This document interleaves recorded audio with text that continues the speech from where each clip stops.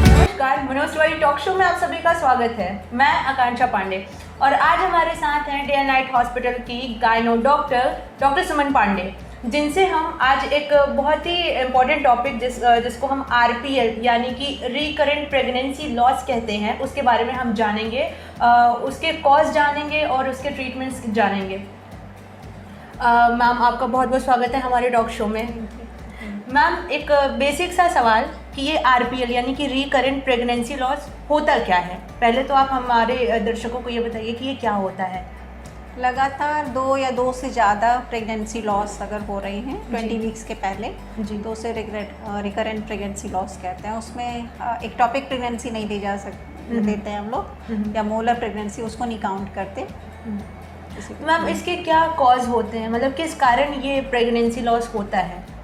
First trimester में तो ज़्यादातर क्रोमोसोमल एनॉमलीज होती हैं, इस वजह से होता है। सेकेंड ट्राइमेस्टर में जो मोस्ट कॉमन कॉज है वो सर्वाइकल इनकॉम्पिटेंस है। ओके, तो मैम ये जानना चाहूँगी मैं कि किस तरह के मिसकैरेज, लाइक कितनी बार के मिसकैरेजेस को या क्या क्या फैक्टर्स होते हैं ये मिसकैरेजेस में जिसको हम RPL करार कर देते हैं?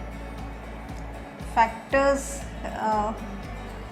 जो अफेक्ट करते हैं जी, क्यों हो रहा है। हाँ। जैसे वो है, कुछ यूट्राइन फैक्टर्स होते हैं, जैसे सबसेप्टेट यूट्रस है, उसकी वजह से हो रहा है। आप कॉज जानना चाह रहे हैं? बिल्कुल, हाँ, सबसेप्टेट यूट्रस है, या कभी कभी उसमें ट्यूमर होते हैं बच्चेदानी के अंदर, उसकी वजह से होता है। या सर्वाइकल इनकॉम्पिटेंस मैंने बताया। कुछ मेडिकल इश्यूज होते हैं, जैसे डायबिटीज़ है या थायराइड है, उसकी प्रॉब्लम है, तो उसमें भी रिकरेंट प्रेगनेंसी लॉस हो जाता है। इम्यूनोलॉजिक भी होते हैं कुछ, जी। है ना। मैम, ये बताइए कि जैसे ये जो RPL होता है, बेसिकली हम देखते हैं कि फीमेल बॉडी में खून की कमी, जैसे अनीमिया हो गया, और कई सारी प्रॉब्लम्स होती हैं, तो क्या ये सारे फैक्टर्स भी RPL का कॉज हो सकते हैं? हो सकते हैं, ज़्यादातर अननोन होते हैं, लेकिन ये भी हो सकते हैं। अननोन होते हैं लेकिन ये हो सकते हैं। और इसको ट्रीटमेंट के, क्या इसके ट्रीटमेंट्स अवेलेबल हैं? अगर एनीमिया है तो ट्रीटमेंट तो है ही जी। बाकी अगर कुछ उसमें बनावटी खराबी है, जैसे सबसेप्टेट यूट्रस है, तो हिस्ट्रोस्कोपिक सर्जरीज होती हैं। फाइब्रॉयड है अगर, तो उसका भी ट्रीटमेंट है। फाइब्रॉयड हम लोग सर्जिकली निकाल लेते हैं। अनकंट्रोल डायबिटीज़ है या ओबेसिटी है, तो इनका मैनेजमेंट होता है। अच्छा, है ना। तो एक मतलब कि अगर एक नॉर्मल वुमेन की बॉडी के बारे में बात की जाए तो उनमें कौन कौन सी कमियां हो सकती हैं इसको लेके? नहीं, नॉर्मल बॉडी में ज़्यादातर अननोन कॉज होता है। अननोन कॉज होता है। और या कुछ जैसे एक वो है एंटीफॉस्फोलिपिड सिंड्रोम है ना। ये भी कभी कभी अगर होता है लोगों में, तो उसमें हम लोग ट्रीटमेंट हिपैरिन देते हैं या एस्पिरिन स्टार्ट कर देते हैं। जी जी। और ऐसा तो कुछ लगातार प्रेगनेंसी लॉस होना, इसके बाद क्या इफेक्ट हो जाता है बॉडी पे? क्योंकि क्या होता है कि एक बारी कंसीव करना, फिर लॉस करना, देन कंसीव, फिर लॉस, तो इसके बाद आफ्टर डैट वो वुमेन बॉडी पे इम्पैक्ट क्या डाल देता है? वो वीकनेस डाल सकता है। ज़्यादातर साइकोलॉजिकल उन लोगों का वो मतलब प्रॉब्लम होती है। वीकनेस हो सकती है, एनीमिया हो सकता है, और ज़्यादा तो कुछ नहीं। और हाँ, रिकरेंट प्रेगनेंसी लॉस अगर हो रहा है तो फर्दर जो प्रेगनेंसी, उसके अबॉर्शन के चांसेस और ज़्यादा रहते हैं नॉर्मल पॉपुलेशन की अपेक्षा। तो वक्त है एक छोटे से ब्रेक का। ब्रेक के बाद हम आपको रिकरेंट प्रेगनेंसी लॉस के बारे में और भी जानकारी डॉक्टर से दिलवाएंगे। तब तक के लिए आप बने रहिए मनोज तिवारी टॉक शो के साथ।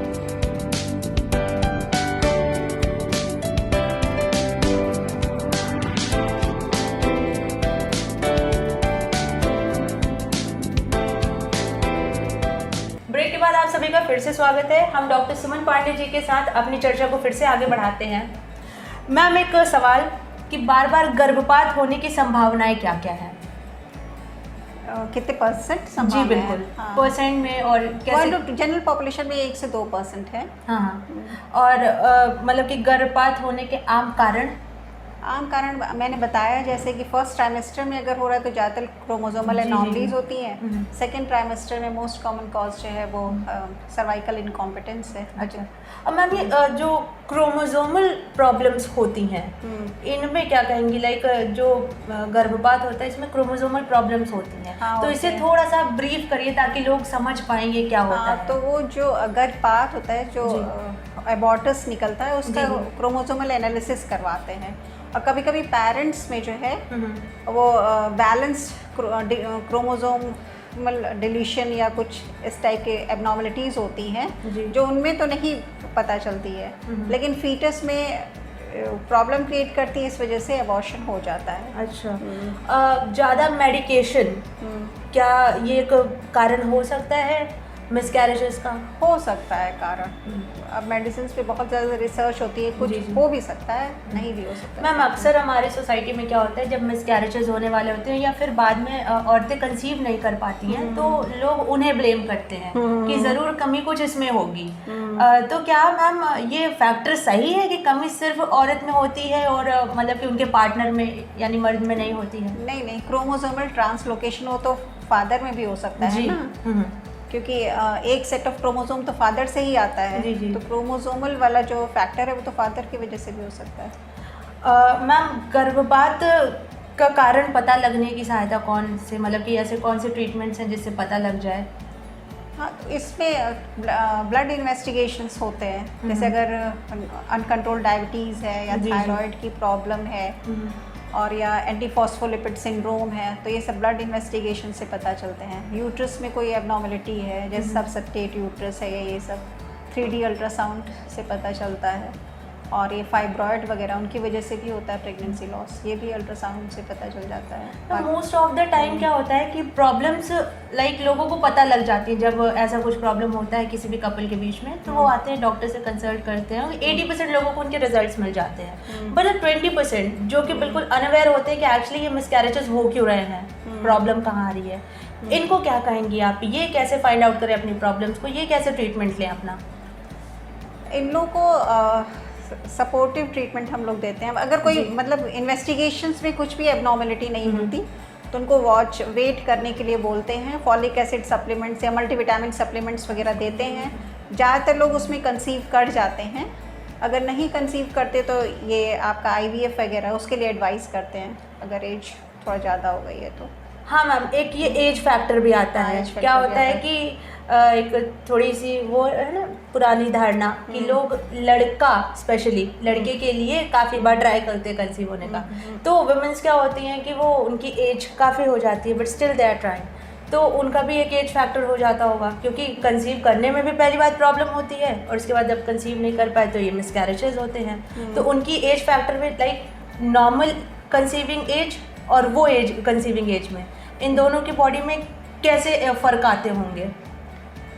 एक्चुअली एज ज़्यादा होने से बच्चों में क्रोमोसोमल एबनॉर्मलिटी के चांसेस, जैसे मोस्ट कॉमनली डाउन सिंड्रोम ये सब बढ़ जाता है डाउन सिंड्रोम में, लेकिन RPL होता नहीं है ना, फिर भी उन लोगों में चांसेस ज़्यादा रहते हैं। हाइपरटेंशन है, अनकंट्रोल डायबिटीज़ है, मेडिकल फैक्टर्स ज़्यादा हो जाते हैं उन लोगों में, तो उस वजह से। मैम एक क्रोमोसोमल ट्रांसलोकेशन किया जाता है, पास क्रोमोसोमल ट्रांसलोकेशन। क्रोमोसोमल ट्रांसलोकेशन की वजह से क्रोमोसोमल एबनॉर्मलिटी होती है। अच्छा, है ना, फीटस में या पेरेंट्स में वो बैलेंस्ड क्रोमोसोमल ट्रांसलोकेशन जिस पेरेंट्स में है उनके फीटस में अनबैलेंस्ड क्रोमोसोमल ट्रांसलोकेशन हो जाता है, इस वजह से वो अबॉर्ट कर जाते हैं। अच्छा, है ना।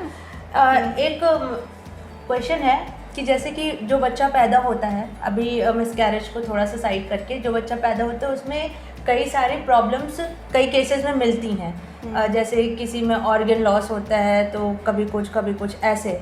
मैम इसका क्या फैक्टर होता है? ये कंसीविंग टाइम की ही प्रॉब्लम्स हैं कि जो फीटस बनते हैं उस टाइम पे, मतलब ऐसा क्या प्रॉब्लम आती है कि बच्चे में कोई अंग लुप्त हो जाते हैं या कोई एबनॉर्मलिटी आ जाती है उसमें?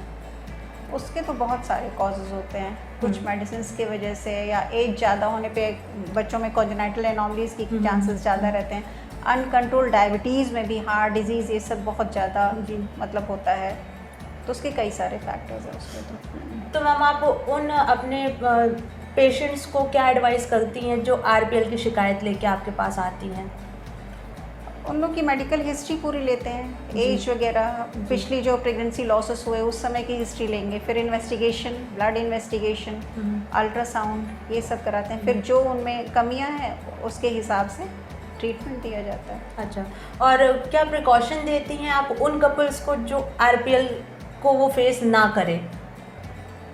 आरपीएल को फेस ना करें तो शुरू में अगर कोई प्रॉब्लम नहीं है, पहले ही वो आ गया है, तो हम लोग खाली फॉलिक एसिड सप्लीमेंट के अलावा बाकी इन्वेस्टिगेशंस करा लेते हैं। अगर नॉर्मल है, डायबिटीज़ का मतलब नहीं है, उसे थायराइड की प्रॉब्लम नहीं है जी, तो फिर कुछ भी नहीं, खाली फॉलिक एसिड सप्लीमेंटेशन के अलावा और कुछ भी ऐसा नहीं देते हैं। ओके मैम, कुछ एडिशनल जो आप आरपीएल के बारे में हमारे दर्शकों को बता सकें? अब वो मेन ये है क्रोमोसोमल ट्रांसलोकेशन, अगर जिन पेरेंट्स में है तो वो परेशान ना हो, क्योंकि उसके लिए भी आईवीएफ एक ट्रीटमेंट है, इन विट्रो हाँ, फर्टिलाइजेशन। इन विट्रो फर्टिलाइजेशन में उसमें जो फर्टिलाइज्ड एग जो बनता है उसका क्रोमोसोमल एनालिसिस कर लेते हैं। अच्छा। जो सही रहते हैं वही हम लोग एम्ब्रियो ट्रांसप्लांट करते हैं उसमें। अच्छा। तो उसका भी एक तरह से इलाज है, उसके लिए ज़्यादा परेशान ना हो। फिर एंटीफॉस्फोलिपिड सिंड्रोम कुछ लोगों में होता है, जिसमें ब्लड का कोगुलेशन ज़्यादा होने लगता है, इस वजह से प्रेगनेंसी ग्रो नहीं कर पाती, तो उसमें हेपारिन और एस्पिरिन ये सब ट्रीटमेंट में देते हैं। जी जी जी।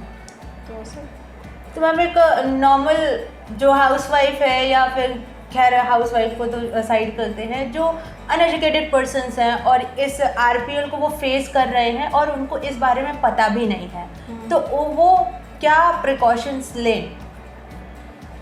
प्रिकॉशंस तो ज़्यादा नहीं कुछ ऐसा, हाँ डॉक्टर्स से एडवाइस लें, वो उनकी क्यों हो रहा है कारण जानने के बाद फिर उनको जो एडवाइस करते हैं उसको फॉलो करें वो लोग। अच्छा मैम, कोई आपकी एडवाइस?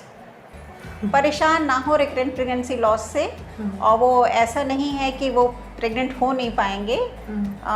अगर कारण नहीं पता है तो 70 to 80% केसेस में नॉर्मल प्रेगनेंसी हो जाती है, फिर आराम से वो लोग कंसीव कर लेते हैं। आपका बहुत बहुत शुक्रिया मैम हमारे टॉक शो में पार्ट करने के लिए, और हम आगे व्यूवर्स को आरपीएल के बारे में बताने के लिए। उम्मीद है उन्हें समझ में आई होगी बात, और अगर उन्हें ऐसा कोई प्रॉब्लम हो रहा हो तो डॉक्टर से वो तुरंत कंसल्ट करें। Thank you so much. तो ये अभी आपने सुना डॉक्टर सुमन पांडे जी को, जिन्होंने आरपीएल के बारे में बताया, और उन्होंने बताया कि अगर कोई इसे फेस कर रहा है तो उसे निराश होने की ज़रूरत नहीं है, कंसीविंग पॉसिबिलिटी है उसमें, लेकिन अगर कुछ ऐसी प्रॉब्लम्स आ रही है तो वो तुरंत डॉक्टर से कंसल्ट करें, रादर देन अपनी खुद के उपचार ना शुरू करें। तो हम आपको ऐसे ही डॉक्टर्स से रूबरू करवाते रहेंगे। तब तक के लिए आप बने रहें हमारे साथ मनोज तिवारी टॉक शो में। धन्यवाद।